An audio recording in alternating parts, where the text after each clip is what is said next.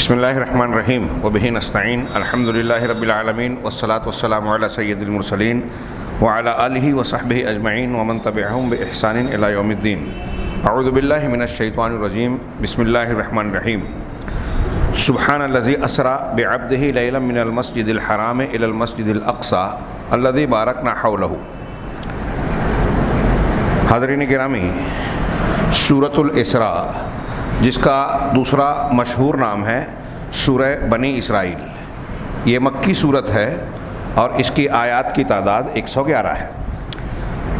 اس کے دونوں ناموں کی مناسبت یوں ہے کہ سورہ کے آغاز میں بالکل پہلی آیت میں اللہ کے نبی جناب محمد رسول اللہ صلی اللہ علیہ وسلم کے ساتھ جو واقعہ اسراء پیش آیا اور آپ کو اللہ کے خصوصی انعام کے طور پر بہت سارے مقاصد کے بنیاد پر مکہ سے بیت المقدس تک اور پھر وہاں سے معراج کا سفر ہے، مکہ المکرمہ سے بیت المقدس تک جو سفر ہوا اسی سفر کو واقعہ اسراء یا سفر اسراء کہتے ہیں۔ اسراء کہتے ہیں رات میں لے جانا۔ اللہ نے پہلی ہی آیت میں ارشاد فرمایا سبحان الذی اسری بعبدہ، پاک ہے وہ ذات جو اپنے بندے کو رات میں لے گیا، لیلاً رات کے ایک حصے میں، من المسجد الحرام الی المسجد الاقصی، مسجد حرام سے مسجد اقصی تک۔ تو آیت اس صورت کے آغاز میں ہی واقعہ اسراء کا ذکر ہے، جو کہ اللہ کے نبی صلی اللہ علیہ وسلم کے بہت ہی واضح، بین اور نمایاں قسم کے معجزات میں سے ایک ہے، بہت بڑا معجزہ ہے، اور اس میں اللہ تعالیٰ کی بہت ساری نشانیاں اور متعلقہ دین کے ایمانیات سے متعلق بہت ساری چیزیں بیان کی گئیں۔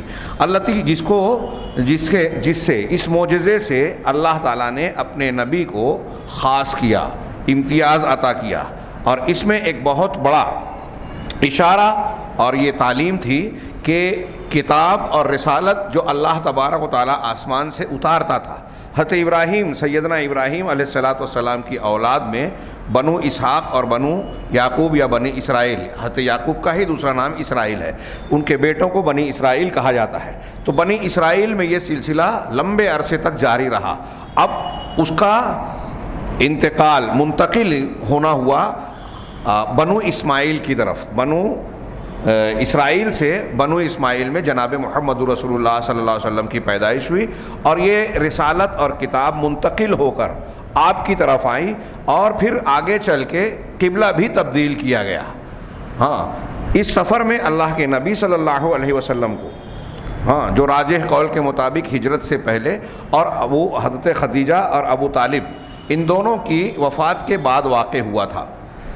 اس میں آپ کی تسلی کے بہت سارے سامان، دیگر بہت ساری حکمتیں پوشیدہ ہیں، ساتھ ہی یہ بھی بتایا گیا کہ ایک تو رسالت و نبوت، کتاب کا نزول بنی اسرائیل سے بنی اسماعیل کی طرف منتقل ہو رہا ہے، نمبر ایک بیت المقدس سے مکہ میں، دوسرا مرکز اسلام اور قبلہ بھی تبدیل ہو رہا ہے، اور پھر اللہ کے نبی صلی اللہ علیہ وسلم کا یہاں سے وہاں سفر کرنا، پھر بیت المقدس کی مسجد میں، مسجد اقصی میں نماز ادا کرنا اور انبیاء کی امامت کرنا، گویا تمام انبیاء کے ایک دوسرے سے تعلق آپ کے تمام انبیاء کے مقابلے میں اعلیٰ درجہ، اور پھر اس بات کا اعلان و اظہار ہے کہ جو پچھلی نبوتیں بنی اسرائیل کی رہیں اور یہ بنی اسماعیل میں جو نبوت آئی ہیں، یہ نبوتیں کوئی الگ نہیں ہیں، یہ باہم مربوط ہیں، لیکن نسلی اعتبار سے اب اس کا انتقال ہوا۔ تو کتاب اور رسالت کا بنی اسرائیل سے امت محمدیہ صلی اللہ علیہ وسلم کی طرف انتقال ہوا۔ یہ واقعہ اس صورت کے نام اسراء کی وجہ تسمیہ بیان کی۔ دوسرے، اس نام کی مناسبت بنی اسرائیل نام ہے اس لیے کہ اس صورت میں بنی اسرائیل کے حالات کو بیان کیا گیا اور زمین میں ان کے فساد اور بگاڑ کی وضاحت کی گئی کہ کس طرح انہوں نے فساد مچایا اور پھر اس کا انجام بھی انہوں نے بھوگا۔ اس کی فضیلت میں آنے والی دو حدیثوں کی طرف اشارہ کیا، نقل کیا کہ رسول اللہ صلی اللہ علیہ وسلم، ایک روایت ہے کہ اللہ کے نبی صلی اللہ علیہ وسلم سورہ بنی اسرائیل اور سورہ زمر، یہ دونوں صورتیں پڑھے بغیر نہیں سوتے تھے۔ یہ مسند احمد کی روایت ہے جسے علامہ البانی نے صحیح الجامع میں ذکر کیا۔ اسی طریقے سے اس سورت کی ابتدائی اور آخری آیتوں کے تعلق یا مضامین کے تعلق کے ضمن میں یہ بیان کرتے ہیں کہ سورت کے ابتدائی حصوں میں اللہ تبارک و تعالیٰ نے یہ فرمایا، غالباً آیت نمبر 9 ہے، جس میں اللہ نے کہا ان ھذا القرآن یہدی للتی ہی اقوم، یقیناً یہ قرآن وہ کتاب ہے جو سب سے درست، سیدھے یا سب سے اچھے راستے کی طرف رہنمائی کرتا ہے۔ ہاں، اس کی تفصیل میں جائیں تو ایک کتاب ہے، عقیدے سے لے کر اخلاقیات تک قرآن نے جو احکامات بیان کیے، جو عبادات دی، جو حقوق معاملات، اخلاقیات، سماجی تعلقات، اقتصادی اصول ضابطے، سیاست کے ضابطے، جو بھی قرآن نے بیان کیے وہ سب سے بہتر ہے۔ دنیا کے کسی قانون اور کسی مذہب کے کسی قانون کا اس سے مقابلہ نہیں کیا جا سکتا۔ غور کرنے والا، علم والا اگر تحقیق کرے گا تو اسی نتیجے پر پہنچے گا کہ قرآن کا بتایا ہوا ضابطہ، اصول، قاعدہ، رہنمائی سب سے بہتر ہے۔ تو ابتدائی آیتوں میں یہ کہا گیا، اور اخیر میں اللہ تبارک و تعالیٰ نے قرآن کے ذکر سے ہی آخری بات بھی کہی، یہ بالکل آخری آیت نہیں ہے، آخر میں۔ تو ابتدائی آیتوں میں سے ایک آیت میں قرآن کا ذکر ہے اس آیت کے ذریعے، اور آخری میں بھی اللہ نے قرآن کا ذکر کیا اور فرمایا وَبِالْحَقِّ أَنزَلْنَاهُ وَبِالْحَقِّ نَزَلَ، کہ ہم نے حق کے ساتھ اس کتاب کو اتارا۔ بے مقصد نہیں، لوگوں کی رہنمائی، ہدایت، لوگوں کے اوپر شفقت و رحمت کرنے کے لیے، ان پر حجت پوری کرنے کے لیے، اور یہ حق کے ساتھ نازل ہوا، یعنی عدل و انصاف۔ قرآن میں جو باتیں ہیں وہ عدل و انصاف کی ہے، حق کی ہے، اور باطل کی تردید ہے، اور یہ ہر قسم کے ملاوٹ اور آمیزش سے محفوظ کر دیا گیا۔ شیطانی اثرات سے اللہ نے اس کو محفوظ بنایا۔ حضرت جبریل امین لے کر آئے، قرآن نے بتایا کہ قرآن کی روایت کیسی ہے، سند کیسی ہے۔ اللہ کے پاس سے جبریل آئے، اور سورہ تکویر میں بتایا کہ جبریل مطاعن ثم امین، یہ امانت دار ہیں، یہ طاقتور ہیں، کوئی ان کو دباؤ ڈال کر ان کو تبدیل نہیں کروا سکتا، اور یہ مطاع ہیں، ان کی سم و طاعت کی جاتی ہے، کوئی ان کے اوپر نہیں ہے کہ یہ ماتحت ہوں اور وہ کہے کہ جبریل تم قرآن بدل دو اور وہ بدل دے۔ امانت دار ہیں، طاقتور ہیں، جیسے اللہ نے بھیجا ویسا نبی کریم صلی اللہ علیہ وسلم تک پہنچایا۔ تو یہ حق کے ساتھ نازل ہوا۔ یہ بات جو اللہ نے بیان کی، یہ قرآن کی اہمیت کو زور دے کر بیان کرنے کے لیے اور اس کے مقام اور مرتبے کی وضاحت کے لیے۔ چنانچہ اسی سے محور رئیسی اس صورت کا مرکزی عنوان اور موضوع بھی معلوم ہوتا ہے، بیان و قیمت القرآن الکریم، قرآن کریم کی قیمت، اس کی اہمیت کا بیان اس صورت کا مرکزی عنوان ہے۔ اس کے گرد مضامین گردش کرتے ہیں۔ اس صورت مبارکہ کے موضوعات: نمبر 1، انتقال الکتاب والرسالہ، جو پہلے بات ہو چکی ہے کہ کتاب اور رسالت کا بنی اسرائیل سے نئی امت عرب اور امت محمدیہ کی طرف منتقل ہونا۔ کتاب اور رسالت جو اب تک بنی اسرائیل میں آ رہی تھی، اس کا منتقل ہونا امت محمدیہ کی طرف، اس کا فخر تھا۔ اس کی لوگ توریت انجیل کے حوالے سے یہود نصارہ عرب کے مشرکین کو گویا یہ خبر دیتے تھے کہ ایک نبی آنے والا ہے، لیکن اللہ کے نبی صلی اللہ علیہ وسلم کے آنے پر آپ کو قبول نہیں کیا، اس وجہ سے کہ یہ بنی اسرائیل کی نسل سے نہیں ہے، بنو اسماعیل سے ہے۔ اللہ تبارک و تعالیٰ نے منتقل کر دیا اس سلسلے کو۔ آیت نمبر 2 اور 3 میں فَآتَيْنَا مُوسَى الْكِتَابَ وَجَعَلْنَاهُ هُدًى لِبَنِي اسرائیل، یہ 2 نمبر کی آیت ہے، اور 3 نمبر کی آیت میں بھی اس سے استدلال کیا کہ یہ کتاب اور رسالت بنی اسرائیل سے امت محمدیہ کی طرف منتقل ہوئی۔ نمبر 2، تفریط بنی اسرائیل فی کتابہم، اپنی کتاب کے سلسلے میں بنی اسرائیل کی تفریط یعنی کوتاہی۔ آیت نمبر 4، وَقَضَيْنَا إِلَىٰ بَنِي إِسْرَائِيلَ فِي الْكِتَابِ لَتُفْسِدُنَّ فِي الْأَرْضِ مَرَّتَيْنِ وَلَيَعْلُنَّ عُلُوًّا كَبِيرًا، کہ ہم نے بنی اسرائیل، ان کی کتاب میں یہ صاف فیصلہ کر دیا تھا۔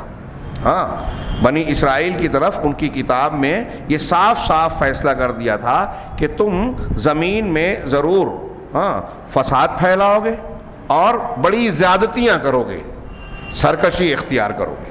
تو ان کے فساد کا، جب یہ فساد اور زیادتیاں ہیں اس کا مطلب اللہ تعالیٰ کی ہدایت پر تم عمل نہیں کرو گے، اور پھر اللہ نے ان کو گویا دھمکی بھی دی کہ جب تم ایسا کرو گے تو ہمارا عذاب تم پر آئے گا۔ اس کا بھی تذکرہ ہے کہ نتیجے کے طور پر 2 مرتبہ بنی اسرائیل پر ایسی مصیبت افتاد ٹوٹی کہ دشمن قوم نے ان پر حملہ کیا اور ان کی اینٹ سے اینٹ بجا دی، ان کے بہت ساری بڑی تعداد کو قتل کیا اور بہت سارے لوگوں کو قیدی بنا دیا، ان کی ایک ایک چیز کو ختم کیا، یہاں تک کہ توریت کے نسخوں تک کو ختم کر دیا گیا۔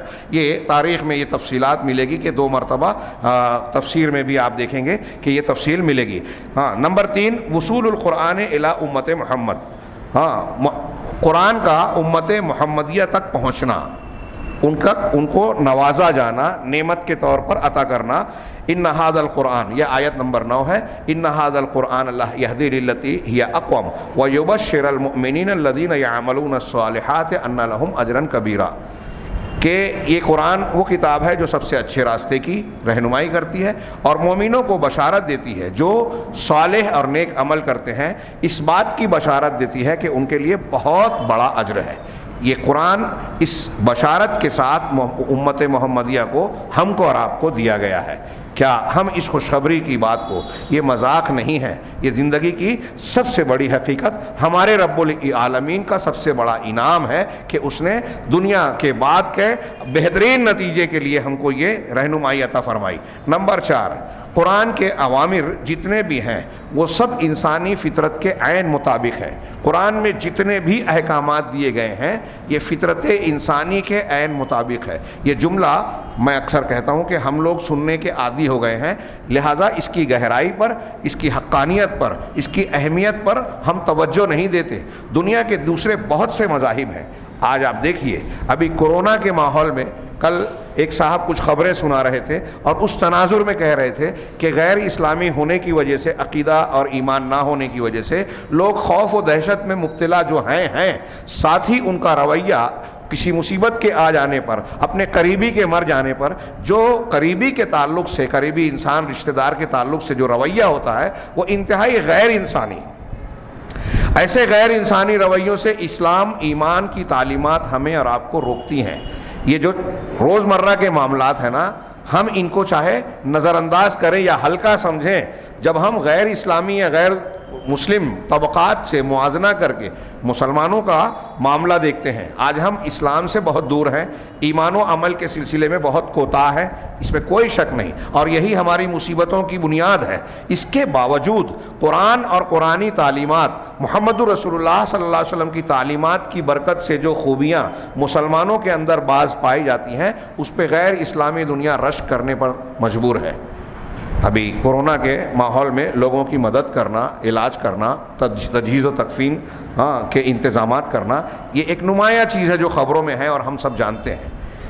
کہاں سے آئی یہ تبدیلی؟ پوری قوم کے اعتبار سے، اب اس میں عالم ہو، جاہل ہو، دیندار طبقہ، کم دین والا، اس کے اندر مسلمان میں جو بھی خیر ہے وہ اس قرآن کی برکت ہے، اور قرآن کے جو احکامات ہیں وہ سب کے سب انسانی فطرت کے عین مطابق ہے۔ اب انہوں نے قوس میں بیان کیا آیت نمبر 23 سے آیت نمبر 48، وَقَضَىٰ رَبُّكَ وَلَا تَجْعَلْ مَعَ اللَّهِ إِلَٰهًا آخَرَ فَتَقْعُدَ مَذْمُومًا مَخْذُولًا، اور وَقَضَىٰ رَبُّكَ أَلَّا تَعْبُدُوا إِلَّا إِيَّاهُ وَبِالْوَالِدَيْنِ إِحْسَانًا، آیت نمبر 23 سے آیت نمبر 38 تک پڑھ جائیے۔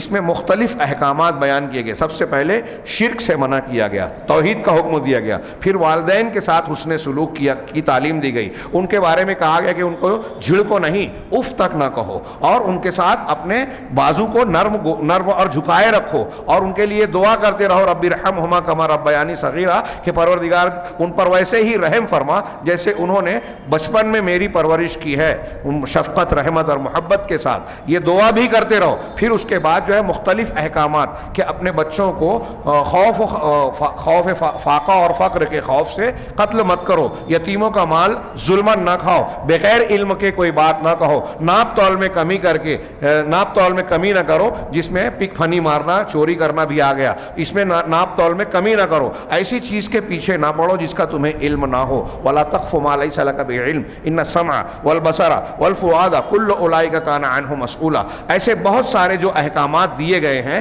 اس میں زنا نہ کرو، لا تقربوا الزنا، زنا کے قریب نہ جاؤ، انہ کان فاحشۃ وساء سبیلا، یہ بڑی بے حیائی کا اور بہت بڑا گناہ ہے اور بڑا برا راستہ ہے. یہ سارے احکامات پڑھیے، آیت نمبر 23 سے لے کر 38 تک. اس میں احکامات میں آپ دیکھیں گے کہ احسان کا، رشتہ داروں کے ساتھ حسن سلوک کا، والدین کے ساتھ، رشتہ داروں کے ساتھ حسن سلوک کا حکم دیا گیا، یتیموں کے ساتھ اسی طریقے سے فضول خرچی سے منع کیا. ولا تبذروا ان المبذرین کانوا اخوان الشیاطین، کہ فضول خرچی نہ کرو، یقیناً فضول خرچی کرنے والے شیطان کے بھائی ہیں. ہاں، ایک اسراف ہے، ایک تبذیر ہے. دونوں میں فرق کرتے ہوئے بعض علماء نے یہ بیان کیا کہ اگر کوئی ضرورت کی چیز ہے اور آپ ضرورت سے زیادہ اس پر خرچ کرتے ہیں، مطلب کھانے کے لیے آپ کو 1 روٹی کافی ہوتی ہے، آپ 5 روٹی خریدتے ہیں، مشکل سے 1-1.5 کھائی، باقی کو چھوڑ دیا، پھینک دیا، یہ ہے اسراف. اور ایک چیز وہ ہے کہ آپ کو کوئی چیز میں ضرورت ہی نہیں ہے آپ کی، لیکن آپ وہاں خرچ کرتے ہیں. ہاں، جس چیز کی ضرورت نہیں ہے، جس میں کوئی فائدہ نہیں ہے، ایسی چیز آپ خریدتے ہیں، وہاں پیسہ لگاتے ہیں. گٹر میں یا کسی سڑک پر آپ نے پیسہ پھینک دیا، کوئی بے ضرورت کی چیز ہے، تو بہت سے لوگ ایسی چیزوں میں خرچ کرتے ہیں شوق کے نام پہ، تو وہ چیز تبذیر ہے. تھوڑا سا فرق کرتے ہیں دونوں کا، اردو میں ترجمہ کرتے ہیں فضول خرچی. فضول خرچ شیطان کا بھائی ہے، یہ قرآن کہتا ہے، اس سے بھی منع کیا گیا. ہاں، تحریم قتل الاولاد، اولاد کو قتل کرنے کی حرمت بیان کی گئی، اور کسی بھی جان کو ناحق قتل کرنے سے منع کیا گیا، زنا کو حرام قرار دیا گیا. اسی طریقے سے لوگوں کے حرمت اموال الناس، لوگوں کے مال کی حرمت بیان کی گئی کہ لوگوں کا مال ناجائز طریقے سے آپ نہیں لے سکتے. اور خاص طور سے اس میں تاکید کی گئی یتیموں کے مال کی، یتیموں کی، مسکینوں کی اور عورتوں کی تلقین جو کی جاتی ہے، تو چونکہ یہ سماج میں کمزور ہوتے ہیں، ان کی پشت پناہی کرنے والے لوگ نہیں ہوتے. اور سماج اور معاشروں میں آپ دیکھیں گے کہ جو طبقات کمزور ہوتے ہیں، جن کے پیچھے نہیں ہوتا، ہمارے اپنے زبان میں کہیں کہ جس کے پیچھے کھڑا ہونے والا کوئی نہیں ہے، تو جو کمزور ہے اس کو لوگ دباتے اور اس پر ظلم کرتے ہیں. اس لیے قرآن حدیث نے کمزوروں کے حقوق کو ادا کرنے کی سختی سے تنبیہ کی. اور اسلامی سیاست داں حکمراں سیدنا ابوبکر صدیق اور دوسرے لوگوں کو دیکھیں کہ وہ کمزوروں کے بارے میں زیادہ توجہ دیتے تھے. یہ کامیاب سیاست داں ہے جو کمزوروں کا خیال رکھے. اور آج کے سیاست دانوں کو ہم دیکھیں کہ کمزور آکسیجن کے بغیر مر رہے ہیں، کمزوروں کی ایڑیاں رگڑنے پر مجبور ہیں، ضرورت کی چیزیں فراہم نہیں ہو رہی ہے، مہنگائی سے ہاہاکار مچی ہوئی ہے، اور لوگ جو ہے اپنے کاروبار دھندے میں ہیں، اپنی دولت سمیٹنے میں مصروف ہیں، ان کو لوگوں کے دکھ درد سے کوئی لینا دینا نہیں ہے. یہ انتہائی ناکام سیاست داں ہیں. یہ دین کی سیاست دیکھیے کہ کمزوروں اور یتیموں کا خیال رکھیں. الوفاء بالعہد، عہد کو پورا کرنے کا حکم دیا گیا ہے. اسی طرح ناپ تول میں پورا حق دینے کی بات کہی گئی ہے. تواضع اختیار کرنے کی بات کہی گئی کہ عاجزی، خاکساری، تواضع اختیار کی جائے، گھمنڈ سے بچیں گے. ولا تمش فی الارض مرحا، ہاں، کہ زمین میں اترا کر نہ چلو. سورہ بنی اسرائیل کی انہی آیتوں کے بیچ میں ہے، انک لن تخرق الارض، تم ایسے نہیں ہو کہ زمین پھاڑ دو. وَلَن تَبْلُغَ الْجِبَالَ طُولًا، اور نہ ہی پہاڑوں کی لمبائی میں پہاڑوں کو پہنچ سکتے ہو. اپنے آپ کو اور اپنی حیثیت کو، اپنی زبان میں کہوں تو اپنی اوقات کو دیکھو کہ تمہارے سامنے پہاڑ جیسی مخلوق ہے، زمین ہے، نہ تم اسے پھاڑ سکتے ہو نہ اس کی بلندی تک، اونچائی کو جا سکتے ہو. ہاں، یہ تواضع اختیار کرنے کی تعلیم دی گئی. نمبر 5، قرآن کریم کی قیمت کو بیان کیا گیا. اس میں آیت نمبر، کئی آیتوں کا ذکر ہے، 45، 58، 60، 73، 78 اور 89. ہاں، وَإِذَا قَرَأْتَ الْقُرْآنَ جَعَلْنَا بَيْنَكَ وَبَيْنَ الَّذِينَ لَا يُؤْمِنُونَ بِالْآخِرَةِ حِجَابًا مَسْتُورًا. ایک آیت یہ ہے، وَإِن كَادُوا لَيَفْتِنُونَكَ، اور قریب ہے، یہ چاہتے ہیں کافر کہ آپ کو لِيَفْتِنُونَكَ عَنِ الَّذِي أَوْحَيْنَا إِلَيْكَ، کہ جو وحی ہم نے آپ کی طرف کی ہے اس کے بارے میں آپ کو فتنے میں مبتلا کر دیں، آپ کو بہکا دیں. لِتَفْتَرِيَ عَلَيْنَا غَيْرَهُ، تاکہ اس قرآن کی بجائے آپ ہماری طرف کچھ دوسرے قرآن کو بدل کر کوئی افطرا کر لیں، گڑھ لیں. اس آیت میں اللہ تعالیٰ کہہ رہا ہے، یہ آیت اور اس کے آگے کی آیت پڑھیں نا تو ایمان والے کے رونگٹے کھڑے ہو جائیں. اللہ تعالیٰ نے رسول اللہ صلی اللہ علیہ وسلم کو خطاب کر کے کہا کہ یہ کفار مشرکین، پہلی علی آیت کا میں نے ترجمہ نہیں کیا، یہ دوسری جو پڑھ رہا ہوں، اس میں اللہ نے کہا کہ جو ہم نے وحی کی ہے یہ کفار چاہتے ہیں کہ آپ کو اس کے بارے میں بہکا کر کچھ تبدیلی پیدا کر دیں، اور آپ اپنی طرف سے یا ان کی خواہش کے مطابق قرآن کو بدل کر اللہ پر باندھیں کہ یہ اللہ کا قرآن ہے۔ ہاں، اللہ تعالیٰ نے آگے کہا کہ وَإِذًا لَاتَّخَذُوكَ خَلِيلًا، اگر ایسا آپ کریں گے تو یہ آپ کو دوست بنائیں گے۔ یہ آپ نے سورہ ہود میں کہا نا، لا ترکنوا، ظالموں کی طرف مائل نہ ہو جاؤ۔ جب آپ قرآن، اسلام، اللہ کی تعلیمات کے بارے میں کے خلاف مخالفت کرنے والوں سے نرم گوشہ اختیار کریں گے ان کے دین، مذہب اور اصولوں کے بارے میں، تو یہ نتیجہ آتا ہے۔ اللہ کے رسول صلی اللہ علیہ وسلم کو بھی کوشش کی گئی کہ اپنے حق سے کسی قدر تنازل اختیار کر لو، نیچے اتر جاؤ۔ ہاں، تو اللہ نے کہا وَلَوْلَا أَن ثَبَّتْنَاكَ، اگر ہم آپ کو جمع نہیں دیتے، ثابت قدم نہ بنا دیتے، تو لَقَدْ كِدتَّ تَرْكَنُوا إِلَيْهِمْ شَيْئًا قَلِيلًا، کہ ہو سکتا تھا کہ آپ کچھ ان کی طرف مائل ہو جاتے۔ اور پھر اس کے بعد اللہ نے کہا کہ اگر ایسا ہوتا، اِذًا لَأَذَقْنَاكَ ضِعْفَ الْحَيَاةِ وَضِعْفَ الْمَمَاتِ، ہم آپ کو دوہرے عذاب سے کا شکار بنا دیتے۔ نبی صلی اللہ علیہ وسلم کو خطاب کر کے کہا جا رہا ہے کہ اگر آپ دین میں کچھ تبدیلی قرآن میں اگر رد و بدل کر دیتے تو ہم آپ کو زندگی اور موت کے بعد ڈبل عذاب دیتے، جس کا جتنا مرتبہ اونچا اس کا گناہ بڑا۔ اللہ کے نبی صلی اللہ علیہ وسلم سے یہ امید نہیں کی جا سکتی۔ اب یہاں ایک اور بھی پہلو پر غور کیجئے، جو لوگ بدعات، خرافات، دین میں نئی نئی باتیں قرآن کی تشریح اور تفسیر میں اپنے دماغ کو لگا کر غلط سلط تفاسیر بیان کرتے ہیں، اس قرآن کے بارے میں ان کو کتنا چوکنا ہونا چاہیے کہ نبی صلی اللہ علیہ وسلم سے کہا جا رہا ہے کہ یہ چاہتے ہیں کہ آپ کو بہکا کر قرآن تبدیل کروائیں، اور اگر آپ بھی ایسا کرتے تو ڈبل عذاب دیا جاتا۔ تو جو لوگ قرآن کے معنی اور مفہوم کو توڑتے مروڑتے ہیں، اس میں تحریف کرتے ہیں، اس میں اپنے دماغ کی اپج کو گھسانے کی، داخل کرنے کی کوشش کرتے ہیں، ان کا کیا انجام ہوگا؟ کتنی بڑی جرأت و جسارت کرتے ہیں اپنی رائے سے قرآن کی تفسیر کرنے والے لوگ۔ یہ چھوٹی موٹی بات اور چھوٹا موٹا گناہ نہیں ہے۔ اس اعتبار سے جب آپ غور کریں گے تو آپ اس طرح سے دیکھیں کہ نبی کو بھی اس بات کی، نبی کے لیے بھی اس بات کی گنجائش نہیں ہے کہ جو اللہ نے اتارا ہے اس میں کوئی رد و بدل، تبدیلی کر دیں۔ تو آپ اور ہم نئے نئے مسلک، نئے نئے طریقے کہ پیر صاحب، ہمارے فلاں شیخ، ہمارے فلاں مفتی، ہمارے فلاں امام کا یہ کہنا ہے، ہم اسے مان لیں۔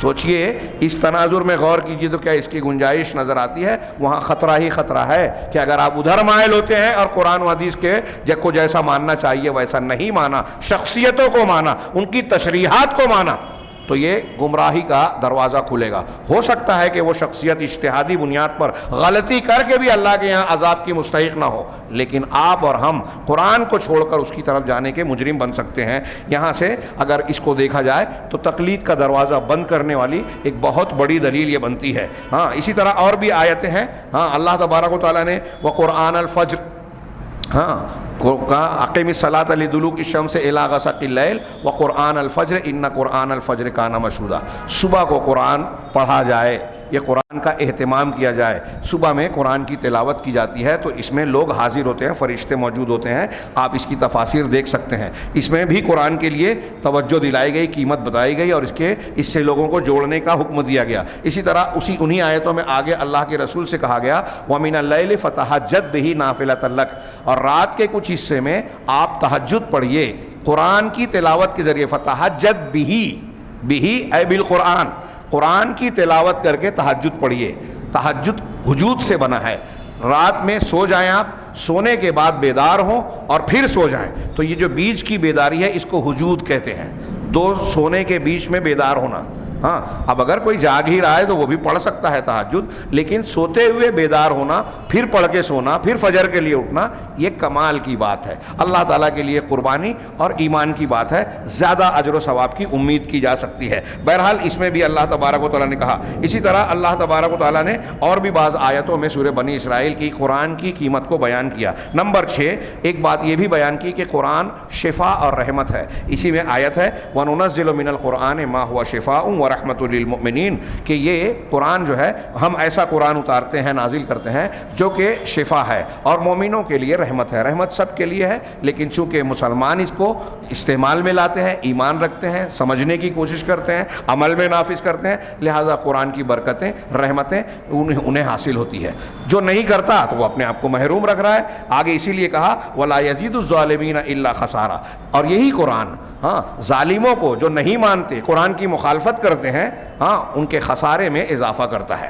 قرآن کا شفا ہونا، رحمت ہونا کئی طریقے سے ہے اور بہت زبردست عنوان ہے، آپ اس پر سنتے رہتے ہیں۔ نمبر 7، عظمت و جلال القرآن، قرآن کی عظمت اور جلال، اس کی جلالت قدر کتنی زبردست ہے، کتنا اونچا اور اہم ہے، کتنی عظیم الشان کتاب ہے، اس کو ہم اور آپ سوچ بھی نہیں سکتے۔ یہ قرآن کی اس آیت پر آپ غور کیجئے جو بنی اسرائیل میں بطور خبر، جو دوسرے مقامات پر بطور چیلنج ہے، اللہ نے فرمایا قُلْ لَئِنِ اجْتَمَعَتِ الْإِنسُ وَالْجِنُّ عَلَىٰ أَن يَأْتُوا بِمِثْلِ هَٰذَا الْقُرْآنِ لَا يَأْتُونَ بِمِثْلِهِ وَلَوْ كَانَ بَعْضُهُمْ لِبَعْضٍ ظَهِيرًا، یہ سورہ بنی اسرائیل کی آیت نمبر 88 ہے۔ اللہ نے فرمایا کہ آپ لوگوں سے کہیے کہ اگر سارے انسان اور جنات اکٹھا ہو جائیں، جن اور انسان اکیلے اکیلے نہیں، سب اکٹھا ہو جائیں، جمع ہو جائیں، الا ان یاتوا بمثل هذا القرآن، اس بات پر اکٹھا اور متفق ہو جائیں کہ اس قرآن کے مثل کوئی کلام بنا لائیں گے، اس قرآن کے جیسا کوئی کلام بنا لائیں گے، تو اللہ تعالیٰ خبر دے رہا ہے لا یاتون بمثلہ، تو یہ اس کے جیسا کلام نہیں لا سکتے۔ دوسرے مقامات پر چیلنج کیا، سورہ بقرہ میں چیلنج کر کے کہا فَإِن لَمْ تَفْعَلُوا وَلَن تَفْعَلُوا، ایسا تم نے اگر نہیں کیا اور ہرگز نہیں کر سکتے، کبھی نہیں کر سکتے۔ یہاں کہا کہ سارے انسان اور جن مل کر اگر کوشش کریں قرآن کے جیسا کلام لانے کی، لا یاتون بمثلہ، تو اس جیسا کلام نہیں لا سکتے، وَلَوْ كَانَ بَعْضُهُمْ لِبَعْضٍ ظَهِيرًا، چاہے یہ انسان اور جنات ایک دوسرے کے سارے مددگار بن جائیں، ایک دوسرے کا تعاون اور مدد کریں، مل جل کر بھی ایسا نہیں کر پائیں گے۔ یہ خبر ہے، یہ کوئی معمولی بات نہیں تھی۔ رسول اللہ صلی اللہ علیہ وسلم اور قرآن کی حقانیت کی انتہائی چیختی چلاتی قیامت تک چمکتی ہوئی دلیل ہے۔ سوچئے کہ وہ کفار مکہ جن کو اپنی زبان پر غرہ تھا، گھمنڈ تھا، ان سے یہ کہا جا رہا ہے، مکہ کے دور میں کہا جا رہا ہے، انہوں نے مخالفت کی، رد کیا، قتل کی کوشش کی، ستایا، قرآن پر الزام لگایا، آپ پر الزام لگایا، صحابہ کو قتل کیا، صحابہ کی مخالفت کی، آپ کے قتل کی کوشش کی، آپ کے خلاف جنگیں کی، سب کیا، لیکن اس کو غلط ثابت نہیں کیا کہ قرآن یہ کہہ رہا ہے، چیلنج کر رہا ہے، لو ہم اس چیلنج کا جواب دیتے ہیں کہ قرآن جیسا کوئی کلام بنا کر لے آئیں۔ یہ جواب نہیں دیا۔ ان کا یہ جواب نہ دینا جبکہ تقاضا تھا، مطالبہ تھا، للکار تھی اس قرآن کی طرف سے، مسلمانوں کی طرف سے للکار تھی، اور ان کو زبان دانی کا غرہ اور گھمنڈ بھی تھا، سب کچھ تھا، تقاضا تھا، رد تھا، پھر بھی جواب نہ دینا یہ اس بات کی دلیل ہے کہ وہ کہہ رہے ہیں کہ ہم ایسا نہیں کر سکتے۔ اپنے عمل سے بھی کہہ رہے ہیں اور قدم قدم پر انہوں نے اپنی زبان سے بھی اعتراف کیا کہ کوئی انسان اس جیسا کلام نہیں لا سکتا۔ ان ھذا الا قول البشر، یقیناً یہ کسی انسان کا کلام نہیں ہے۔ تو اللہ نے کہا کہ سارے انسان اور جن بھی اس کلام کے جیسا کلام نہیں لا سکتے۔ سوچئے اس کی کیا عظمت ہے، کیا حیثیت ہے، کیسی عظمت ہے قرآن کی۔ ہم اس کی عظمت کو نہیں پہچانتے، سمجھتے ہی نہیں، سمجھنا چاہتے بھی نہیں۔ اسی طریقے سے اس کے بعد والی آیت میں اللہ نے یہ بھی فرمایا وَلَقَدْ صَرَّفْنَا لِلنَّاسِ فِي هَذَا الْقُرْآنِ مِنْ كُلِّ مَثَلٍ، کہ ہم نے لوگوں کے لیے اس قرآن میں ہر قسم کی مثالیں، ہر طرح سے ساری مثالیں بیان کر دی، جو ہدایت کے لیے، سچائی کو جاننے کے لیے، حق اور باطل میں تمیز کرنے کے لیے، جو انسان کو صحیح راستہ اختیار کرنے کے لیے ضروری تھیں، وہ ساری مثالیں ہم نے بیان کر دیں۔ فَأَبَىٰ أَكْثَرُ النَّاسِ إِلَّا كَفُورًا، لیکن اس کے باوجود اکثر لوگ ایسے ہیں کہ کفر سے باز نہیں آتے، وہ اس بات کو ماننے کے لیے، قرآن پر اور قرآنی تعلیمات پر ایمان لانے کے لیے تیار نہیں ہیں۔ وَبِالْحَقِّ نظر کیا ہے اس کے بعد آگے نمبر 8، دور القرآن الکریم، قرآن کا دور۔ اللہ تبارک و تعالیٰ نے کہا وَبِالْحَقِّ أَنزَلْنَاهُ وَبِالْحَقِّ نَزَلَ وَمَا أَرْسَلْنَاكَ إِلَّا مُبَشِّرًا، یعنی قرآن کا کریم کا کیا کردار ہے۔ اور پھر اللہ نے یہ آیت پہلے گزر چکی جو میں نے ابھی پڑھی کہ حق کے ساتھ ہم نے اتارا اور حق کے ساتھ وہ نازل ہوئی، اور اس کے بعد 106 نمبر کی آیت میں اللہ نے فرمایا وَقُرْآنًا فَرَقْنَاهُ لِتَقْرَأَهُ عَلَى النَّاسِ، اور یہ قرآن ہے جسے ہم نے تھوڑا تھوڑا اتارا۔ یہ فرقنا کا کئی ترجمہ کیا ہے لوگوں نے۔ ایک معنی یہ کہ اس کو واضح اور بیان کر کے وضاحت کے ساتھ پیش کیا. زیادہ تر یہی کرتے ہیں. اور بھی کچھ معنی کیا کہ اس قرآن کو ہم نے تھوڑا تھوڑا یعنی الگ الگ کر کے اتارا. کیوں؟ لِتَقْرَأَهُ عَلَى النَّاسِ عَلَى مُكْثٍ، تاکہ لوگوں پر ٹھہر ٹھہر کر بتدریج آپ پڑھیں. وَنَزَّلْنَاهُ تَنزِيلًا، اور اسے ہم نے بتدریج نازل کیا. یعنی قرآن کو تھوڑا تھوڑا، قرآن سے پہلے جتنی بھی کتابیں اتری وہ یک بارگی اکٹھا اتاری گئیں. اسی لیے سورہ فرقان میں ابھی آپ پڑھیں گے کہ اعتراض بھی کیا گیا کہ لولا انزل علیہ القرآن جملۃ واحدہ. کفار نے کہا کہ اکٹھا یہ قرآن یک دفعہ یک بارگی کیوں نہیں نازل کر دیا گیا؟ تو اللہ نے کہا کذالک لنثبت بہ فؤادک، ہم نے ایسے ہی اتارا تاکہ اس پہ آپ کے دل کو جما دے.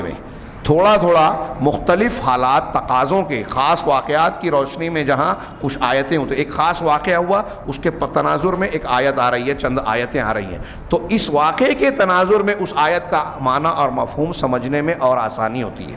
اس کا معنی اور مفہوم دل و دماغ میں بیٹھ جاتا ہے. اس کو شان نزول، جس کو ہم اردو میں پس منظر کہیں، قرآن جس پس منظر میں نازل ہوا اس کو شان نزول کہتے ہیں، کہ نزول ہونے والا خاص واقعہ. اس شان نزول کا ایک مستقل قرآنی علم ہے، اسباب النزول کے نام پہ کتابیں لکھی گئی ہے. اس سے قرآن کے معنی اور مفہوم کو سمجھنے میں بڑی مدد ملتی ہے. یہ الگ بات ہے کہ ایک واقعے کے تناظر میں قرآن کی ایک آیت نازل بھی، اس کا اس معنی کو وہاں فٹ ہو رہا ہے، اور پھر وہ قرآن کا کہ الفاظ کا عمومی معنی اس جیسے قیامت تک ہونے والے واقعات پر فٹ ہوگا. اس کو عربی زبان میں قاعدے کے الفاظ میں کہتے ہیں العبرۃ بعموم اللفظ لا بخصوص السبب، کہ اعتبار، یہ قاعدہ یاد رکھیے کہ اعتبار الفاظ کے عموم کا ہوتا ہے، سبب کے خصوص کا نہیں. یعنی کسی خاص سبب کے پس منظر میں اگر قرآن اترا ہے تو صرف اسی سے قرآن کو نہیں جوڑا جائے گا، بلکہ قرآن کے الفاظ جو عام معنی بیان کر رہے ہیں اس عام معنی میں جو جو چیزیں آ رہی ہیں وہ ساری چیزیں شامل ہوگی.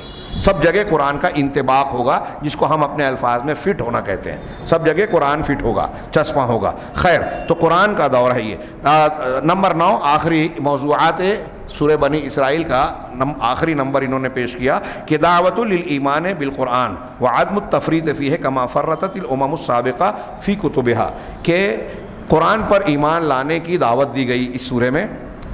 اور یہ کہ قرآن کے سلسلے میں مسلمانوں کو یہ تعلیم اور حکم دیا گیا، تلقین اور ترغیب دی گئی کہ پچھلی امتوں نے جس طرح اپنی کتابوں کے سلسلے میں کوتاہی، تفریط برتی، بے اعتنائی برتی، بے توجہی اختیار کی، ویسی کوتاہی آپ اختیار نہ کریں. آپ قرآن کے بارے میں تفریط نہ برتیں. یہ آیت نمبر 107 سے 109 تک. قل آمنوا بہ او لا تؤمنوا، آپ ان سے کہیے کہ تم ایمان لاؤ اس پر یا نہ لاؤ. ان الذین اوتوا العلم من قبلہ اذا یتلی علیہم یخرون للاذقان، یقیناً وہ لوگ جن کو اس سے پہلے کتاب دی گئی، یعنی توریت اور انجیل کا علم رکھنے والے جو سنجیدہ اور اچھے ایمان والے لوگ ہیں، ان کی کیفیت بیان کی. اذا یتلی علیہم، جب ان پر بھی قرآن کی آیتیں تلاوت کی جاتی ہیں، یخرون للاذقان سجدا، تو وہ اپنی ٹھوڑیوں کے بل سجدے میں گر پڑتے ہیں. کہ قرآن اللہ کا کلام ہے، اس کی عظمت و کبریائی کو، اس کی حقانیت کو تسلیم کرتے ہوئے اللہ کے جناب میں ٹھوڑیوں کے بل سجدہ ریز ہو جاتے ہیں. یہ آیت نمبر 107 ہے. 108 اور 109 جو آیت سجدہ ہے آپ آخر میں سورہ بنی اسرائیل کے آخر میں دیکھ سکتے ہیں. اس سورت کے سورہ مبارکہ کے ارد گرد کے فوائد و لطائف. پہلا یہ کہ اس میں جیسا عمل ویسی جزا، عربی میں ایک قاعدہ بار بار بیان کیا جاتا ہے قرآن کی تفسیر میں، اصولوں میں، کہ ان الجزاء من جنس العمل، جزا عمل کے جنس سے ہی ہوتی ہے. ہم محاورے کی زبان میں اس کا ترجمہ کریں تو جیسی کرنی ویسی بھرنی، جیسے کو تیسا. اس قسم کے الفاظ کا یہ معنی ہے کہ جیسا عمل ہوگا ویسی جزا. اس میں آیت نمبر 7 میں اللہ نے کہا ان احسنتم احسنتم لانفسکم، اگر تم احسان اور بھلائی کا کام کرو گے، نیکی کا کام کرو گے تو اپنے آپ کے لیے بھلائی کا کام، یعنی اس کا اچھا بدلہ تم کو خود ملے گا. وان اسأتم، اور اگر تم برائی کرو گے، فلہا، تو یہ بھی تمہارے ہی حق میں جائے گی، یعنی اس کا انجام بھی تمہیں کو بھگتنا پڑے گا. اور اس کے بعد اسی آیت میں بنی اسرائیل کا معاملہ ذکر کیا گیا کہ جب تم نے سرکشی کی، فساد مچایا اور زیادتیاں کی تو اللہ تبارک و تعالیٰ نے تم پر ظالم بادشاہوں کو مسلط کیا. نمبر 2، اللہ تبارک و تعالیٰ نے اس صورت کے اوامر کو، اس صورت میں جو اوامر میں نے ابھی بتایا نا، آیت نمبر 22 سے لے کر 39 تک، ہاں لا تجعل مع اللہ الہا آخر، کئی احکامات بیان کیے، شرک مت کرو، والدین کے ساتھ حسن سلوک کرو، اولاد کو قتل مت کرو، ناحق جان نہ مارو، ہاں یتیم کے مال نہ کھاؤ، جھوٹ زنا مت کرو، یہ ساری باتیں جو بیان کی، تو کہہ رہے ہیں کہ اس صورت میں جو اوامر احکامات اللہ نے بیان کیے اس کی شروعات توحید سے کی، ہاں اور اس کا خاتمہ بھی توحید سے کیا۔ اس سارے احکامات جو بیان کیے ہیں آیت 22 سے آیت 38 تک، شروع میں بھی کہا لا تجعل مع اللہ الہا آخر فتقعد مذموما مخذولا، کہ اللہ کے ساتھ کسی دوسرے معبود کو نہ بناؤ ورنہ تم جو ہے بدحال اور بے کس بے سہارا بن کر بیٹھ جاؤ گے۔ مسلمانوں کی آج جو اللہ کی مدد نہیں مل رہی ہے، ہاں یہ ہے مخذول، بے سہارا ہے، بے کس ہے، مدد نہیں ہے، مدد سے محروم۔ اس کی سب سے بڑی وجہ قرآن کی آیت کہہ رہی ہے شرک ہے، اللہ کے علاوہ دوسروں کو شریک ٹھہرانا۔ پھر اس کے بعد وَقَضَىٰ رَبُّكَ أَلَّا تَعْبُدُوا إِلَّا إِيَّاهُ، یہ ساری آیتیں بیان کرنے کے بعد آخر میں اللہ نے کہا ذَلِكَ مِمَّا أُوحِيَ إِلَيْكَ مِمَّا أَوْحَىٰ إِلَيْكَ رَبُّكَ مِنَ الْحِكْمَةِ، یہ وہ حکمت کی باتیں ہیں جن کو اللہ نے آپ کی طرف وحی کیا ہے۔ اور اس کے بعد آخر میں فرمایا لا تجعل مع اللہ الہا آخر فتلقى فی جہنم ملوما مدحورا، کہ اللہ کے ساتھ کسی اور معبود کو اختیار نہ کرو ورنہ جہنم میں ملامت زدہ اور راندہ درگاہ بن کر تم کو بنا کر ڈال دیا جائے گا، جھونک دیا جائے گا جہنم میں۔ تو شروع میں بھی توحید کا اور شرک سے ممانعت کا حکم دیا، اور بہت سارے احکامات بیان کرنے کے بعد آخر میں بھی تو کہہ رہے ہیں وَذَلِكَ لِبَيَانِ أَنَّ الْعَقِيدَةَ لَا تَنْفَكُّ عَنِ الْعَمَلِ، یہ اس لیے اللہ نے کیا، یہ بتانے کے لیے، یا اس قرآن کی اس انداز سے پتہ چلتا ہے کہ کوئی بھی آپ عمل کریں وہ توحید سے الگ نہیں ہو سکتا، توحید اس کی جڑ بنیاد بھی ہے، اور توحید سے جوڑ کر ہی آپ کا کوئی عمل ہوگا تو اللہ کے ہاں قابل قبول ہوگا۔ نمبر 3 کہ تمام معاملات میں میانہ روی، درمیانہ روی جو ہے وہ بہت بہتر ہوتی ہے۔ اللہ کے نبی صلی اللہ علیہ وسلم دعا کرتے تھے وَأَسْأَلُكَ الْقَصْدَ فِي الْفَقْرِ وَالْغِنَى، کہ اے اللہ میں تجھ سے درمیانہ روی، میانہ روی مانگتا ہوں، فقیری میں بھی اور مالداری میں بھی۔ میں فقیر ہوں تو فقر و فاقہ کے سلسلے میں میرا رویہ جو ہے درمیانی رہے، اقتصاد اس کو عربی میں کہتے ہیں، اور اگر مالدار رہوں تو مالدار فضول خرچی نہ کرے اور غریب جو ہے ناشکری نہ کرے، ہاں مالدار جو ہے حد سے آگے نہ بڑھے، اور غریبی میں بھی ہر حال میں آدمی درمیانہ روی اختیار کرے۔ یہ اللہ کے فرمان، ان احکامات میں جو اللہ نے کہا ہے وَلَا تَجْعَلْ يَدَكَ مَغْلُولَةً إِلَىٰ عُنُقِكَ، غالباً اس آیت سے نکالا، آیت نمبر 29، کہ اپنے ہاتھ کو گردن سے بندھا ہوا نہ بنا لو، ہاں وَلَا تَبْسُطْهَا كُلَّ الْبَسْطِ، اور نہ ہی اسے بالکل کھول دو، یعنی ہاتھ کو گلے سے باندھ نہ لو، مطلب بخیلی نہ کرو، اور پورے طریقے سے کھول دو، ایسا بھی مت کرو یعنی اپنے پورے مال کو بلا وجہ خرچ نہ کر دو، فضول خرچی نہ کرو، دونوں کے بیچ میں راستہ اختیار کرو، یہ ہے میانہ روی۔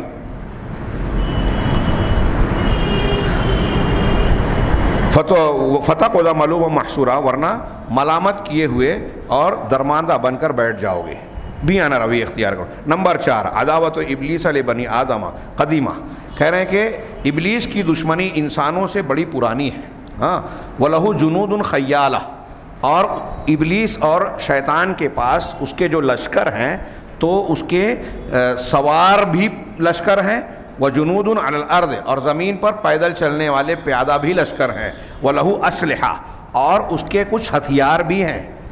آیت نمبر 62 سے آیت نمبر 64 میں آپ پڑھیے، ہاں اللہ تبارک و تعالیٰ نے وَإِذْ قُلْنَا لِلْمَلَائِكَةِ اسْجُدُوا، اس کا ذکر کیا کہ ہم نے جب فرشتوں سے کہا آدم کو سجدہ کرو، پھر اس نے انکار کیا اور کہا کہ کیوں نہیں کیا۔ یہ سوال کے بعد دوسری آیت میں اللہ نے کہا کہ ابلیس اللہ سے کہتا ہے قَالَ أَرَأَيْتَكَ هَذَا الَّذِي كَرَّمْتَ عَلَيَّ، یہ جس کو تو نے مجھ پر بزرگی اور عزت دی ہے، مجھ کو کہا کہ سجدہ کر، ہاں اس کو میں بہکاؤں گا، اس کی جڑ کاٹنے کی کوشش کروں گا، وہ جو لَأَحْتَنِكَنَّ کہا۔ پھر اس کے بعد اللہ تعالیٰ نے اس کو چیلنج کے جواب میں اس کو کہا وَأَجْلِبْ عَلَيْهِمْ بِخَيْلِكَ وَرَجِلِكَ وَشَارِكُمْ، بیچ کا ٹکڑا پڑھ رہا ہوں میں، کہ اللہ نے کہا کہ اپنے اوپر، کہ ان کے اوپر تو اپنے گھوڑ سوار، اپنے سواروں کو، گھوڑے پر سوار لوگوں کو، اور جو پیادہ ہے پیدل چلنے والا لشکر ہے، سب کو بلا لے، سب کو چڑھا دوڑا، انسانوں کے اوپر سب کو چڑھا لے. وشارکہم فی الاموال والاولاد,